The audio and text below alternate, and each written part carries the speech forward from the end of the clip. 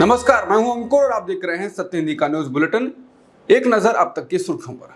ज्ञानवापी मस्जिद को लेकर जिला अदालत के फैसले के बाद से समाज का एक वर्ग कुछ नाराज चल रहा है। जब से हिंदू पक्ष को व्यास जी तहखाने में पूजा का अधिकार दिया गया है, मुस्लिम समाज से कई लोग खुलकर इसका विरोध कर रहे हैं। अब इसी कड़ी में मुस्लिम पर्सनल लॉ बोर्ड की तरफ से भी उस फैसले का विरोध किया गया है। यहाँ तक कहा गया है कि ऐसे फैसलों की वजह से अदालत पर भरोसा कम हो रहा है। मुस्लिम पर्सनल लॉ बोर्ड के सैफुल्ला रहमानी ने जोर देकर बोला कि अदालतें अब ऐसे चल रही हैं जिस वजह से भरोसा टूट रहा है।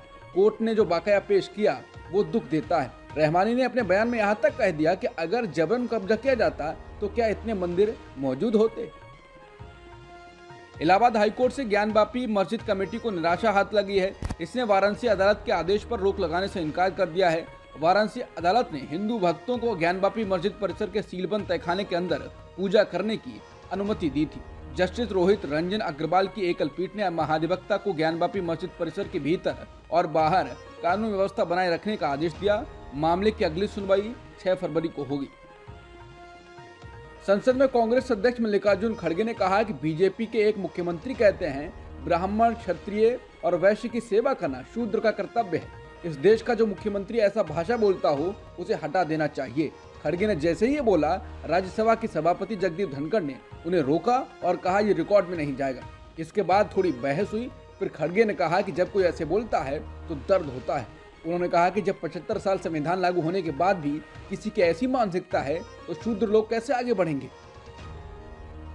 इंडियन एक्सप्रेस के एक्सप्रेस अड्डा में प्रशांत किशोर ने राहुल गांधी की यात्रा को लेकर कई सवाल खड़े किए हैं। उन्होंने कहा कि लोकसभा चुनाव में अब कुछ महीने बाकी हैं। मुझे नहीं समझ में आता कि आखिर राहुल गांधी ने अपनी भारत जोड़ो न्याय यात्रा की शुरुआत मणिपुर से क्यों शुरू की।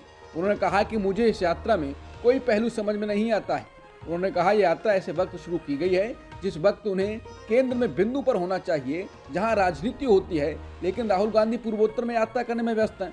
उन्होंने कहा कि क्षेत्रों का दौरा करना ठीक है, लेकिन मुख्यालय छोड़ना निश्चित रूप से कोई बुद्धिमानी भरा काम नहीं है। मुझे नहीं पता कि इन मुद्दों पर उन्हें कौन सलाह दे रहा है। झारखंड के मुख्यमंत्री चंपई सोरेन ने राहुल गांधी की भारत जोड़ो न्याय यात्रा में भाग लेने पर जवाब दिया है। उन्होंने कहा कि वो इसमें भाग लेंगे। वहीं हेमंत सोरेन से मिलने के सवाल पर उन्होंने कहा कि जरूर मिलने जाएंगे। वो हमारे दल के नेता हैं। उन्होंने राज्य के विकास के लिए कई योजनाएं शुरू की हैं और वो न्याय के लिए अपनी लड़ाई में सफल होंगे। झारखंड की चंपई सोरेन सरकार ने कहा है कि 5 फरवरी को सदन में शक्ति परीक्षण कराया जाएगा। झारखंड मुक्ति मोर्चा के नेता चंपई सोरेन ने शुक्रवार को मुख्यमंत्री पद की शपथ ली और इसके बाद हुई कैबिनेट की पहली मीटिंग में 5 फरवरी को बहुमत साबित करने का फैसला किया। कैबिनेट मीटिंग के बाद चंपई सोरेन सरकार में मंत्री आलमगीर आलम ने कहा कि 2 दिवसीय विधानसभा सत्र के दौरान 5 फरवरी को गठबंधन बहुमत साबित करेगा। झारखंड में 5 फरवरी को बहुमत साबित किया जाएगा। उससे पहले राजनीतिक उथल पुथल के बीच गठबंधन के 43 विधायक रांची से हैदराबाद पहुंच चुके हैं। बता दें, ये आशंका कांग्रेस समेत दलों को हो रही है कि बीजेपी हॉर्स ट्रेडिंग करने की कोशिश करेगी, इसलिए विधायकों को सुरक्षित स्थान पर पहुंचाया गया है।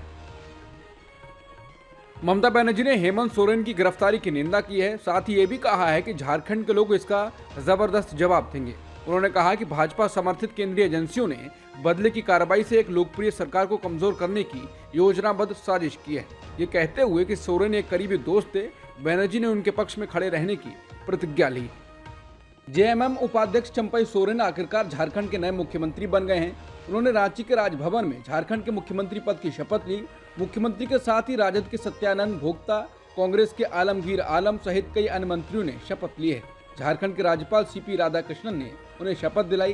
काफी विवाद के बाद राज्यपाल ने गुरुवार रात को उनको मनोनीत मुख्यमंत्री नियुक्त किया था और शपथ लेने के लिए आमंत्रित किया था। अदालत ने हेमंत सोरेन की हिरासत 5 दिन के लिए बढ़ा दी है। इससे पहले अदालत ने गुरुवार को 1 दिन की न्यायिक हिरासत में भेजा था। कोर्ट का शुक्रवार का यह फैसला सुप्रीम कोर्ट द्वारा उनकी याचिका खारिज करने के बाद आया। सुप्रीम कोर्ट ने हेमंत सोरेन को गिरफ्तारी के खिलाफ झारखंड हाईकोर्ट जाने को कहा है। शीर्ष अदालत ने यह कहते हुए सोरेन की याचिका खारिज कर दी कि वो उसमें हस्तक्षेप नहीं कर रही है। आज तक के एंकर सुधीर चौधरी के खिलाफ रांची के ST/SC थाने में FIR दर्ज कराई गई है। दरअसल एंकर चौधरी ने झारखंड के पूर्व सीएम हेमंत सोरेन के खिलाफ एक स्टोरी चलाई जिसमें उनकी भाषा पर सवाल उठाए गए। इसी को लेकर लोगों में आक्रोश था, जिसके तहत उन पर कार्रवाई की मांग की गई है। FIR में कहा गया है कि आज तक के चैनल के एंकर सुधीर चौधरी ने अपने खबर में कहा है कि हेमंत सोरेन को चार्टर प्लेन और सुविधायुक्त जिंदगी जीने की आदत लग गई है, पर सीएम पद जाने के बाद हालात बदल गए हैं।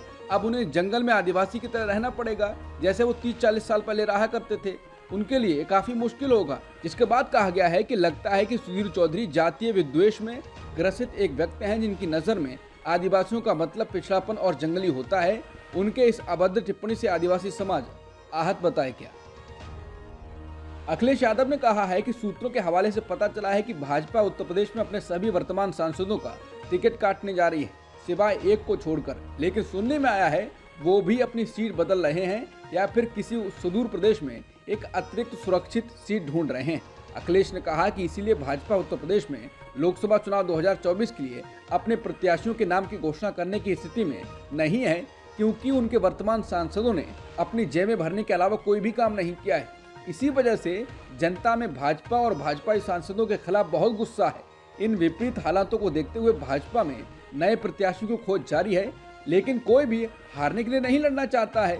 इसी कारण भाजपा की तरफ से एक भी प्रत्याशी का नाम सामने नहीं आ पा रहा है। अखिलेश ने कहा कि उत्तर प्रदेश की जनता इस बार जुमलेबाजों को नहीं, सच्चा और अच्छा काम करने वालों को चुनेगी। दिल्ली शुक्रवार को प्रदर्शन से हिल गई।